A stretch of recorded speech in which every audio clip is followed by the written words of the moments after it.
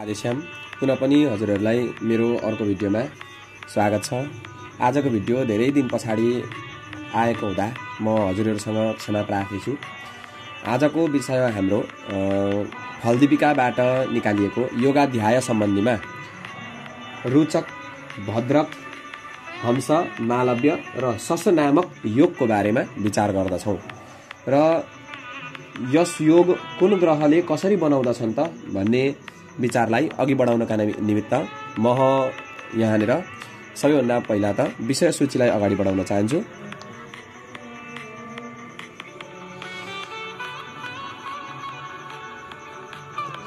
फल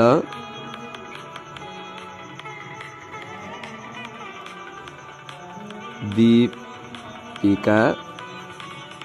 गत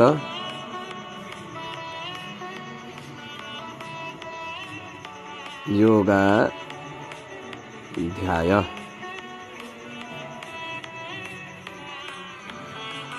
र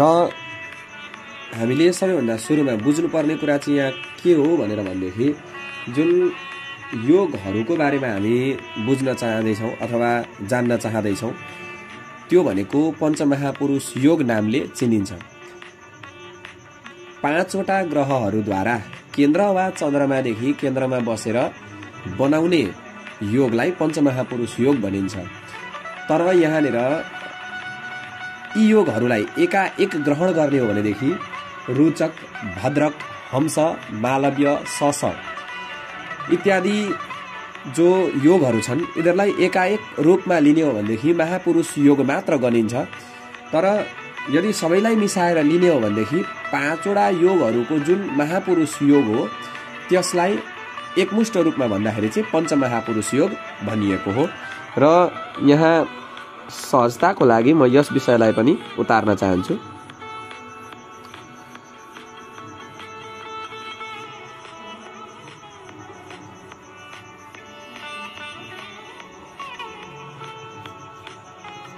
पञ्चमहापुरुष योग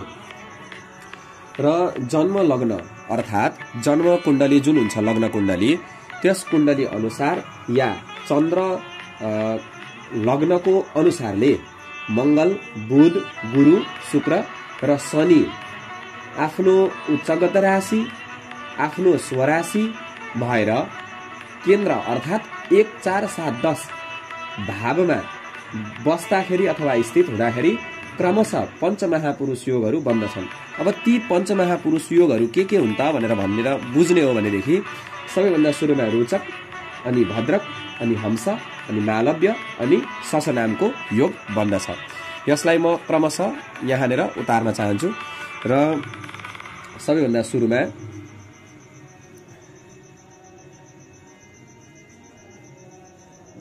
रुचक,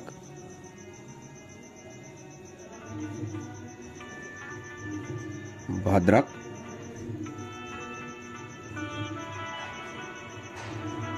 हंस,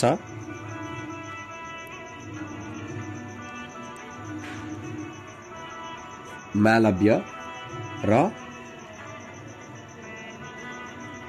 सस नामको योगहरू जुन यी योगहरू छन् यी योगहरूको संयोगले गर्दाखेरि यस योगलाई पञ्चमहापुरुष योग भनिएको हो। र रुचक महापुरुष योग बनाउँदछ मंगलले, भद्रक बनाउँदछ बुधले, हंस बनाउँदछ गुरु बृहस्पतिले, मालव्य बनाउँदछ शुक्रले र सस नामक योग बनाउँदछ शनिले।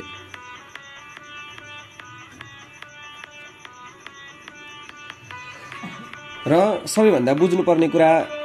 के हो भनेर भनेदेखि यहाँनिर हामीले लग्नदेखि केन्द्र लिने अथवा चन्द्र लग्नदेखि केन्द्र लिनु पर्दछ र लग्नदेखि केन्द्र लिँदाखेरि 1, 4, 7, 10 यी भावहरू पर्दछन्। 1, 4, 7, 10 मैले यहाँनिर सर्कलमा अंकित गरेको अंकलाई 1, 4, 7, 10 नामक भावले लिनु होला। चन्द्रमा जहाँसुकै बसे तापनि मानौ हामीले चन्द्रमा यहाँनिर बसेको छ र चन्द्र लग्न भन्नाले चाहिँ चन्द्रमा बसेको स्थानदेखि लग्न गर्नु होला र चन्द्रमा बसेको स्थानदेखि जुन लग्न छ त्यस लग्नदेखि केन्द्र गन्दाखेरि चन्द्रमादेखि केन्द्र गर्नु पर्यो र चन्द्रमाको पहिलो केन्द्र भनेको 1 ऊ बसेकै स्थान भयो 1 अनि यहाँबाट 4 भनेको 1 2 3 4 अष्टम स्थान अनि यहाँबाट फेरि 7 गर्नु पर्यो यहाँबाट 7 गर्दाखेरि यहाँको त फेरि 3 जोडेर गर्नु पर्यो 1 2 3 4 5 6 7 आयो भाव पुग्छ अनि 8 9 10 यति जुन द्वितीय भाव छ यहाँदेखि गर्दाखेरि द्वितीय भाव जुन धन भाव छ चन्द्रमा जहाँसुकै बसे तापनि चन्द्रमा बसेको स्थानलाई लग्न मान्ने चन्द्र लग्नमा र जुन लग्न कुण्डली छ लग्न कुण्डलीमा चाहिँ तनुभावलाई नै लग्न मानेर हामीले केन्द्रलाई हेर्नु पर्दछ अथवा यहाँनिर के भन्यो त भन्दाखेरि चन्द्र लग्नदेखि अथवा लग्न कुण्डलीदेखि केन्द्र गनेर चाहिँ यदि यी ग्रहहरूले कुन कुन ग्रहहरूले त भन्दाखेरि रुचक बनाउने मंगलले भद्रक बनाउने बुधले हंसा बनाउने गुरुले मालव्य बनाउने शुक्रले र सस नामको योग बनाउने शनिले यिनीहरू चाहिँ आफ्ना स्वराशिमा अथवा आफ्नो उच्चगत राशिमा बसेर यदि केन्द्रमा बसेर कस्ता केन्द्रमा त भन्दाखेरि अघि मैले बुझाइसके लग्नदेखि केन्द्रमा र चन्द्रमादेखि केन्द्रमा लग्नदेखि केन्द्र भनेका तनुभाव यो भनेको हिबुका भाव चतुर्थ भाव जामित्र भाव अर्थात् पति भाव अथवा पत्नी भाव पुरुषको कुण्डलीबाट पत्नी भाव हेर्नु पर्यो र स्त्रीको कुण्डलीबाट पति भाव हेर्नु पर्यो यसलाई र जुन राज्य भाव छ कर्म भाव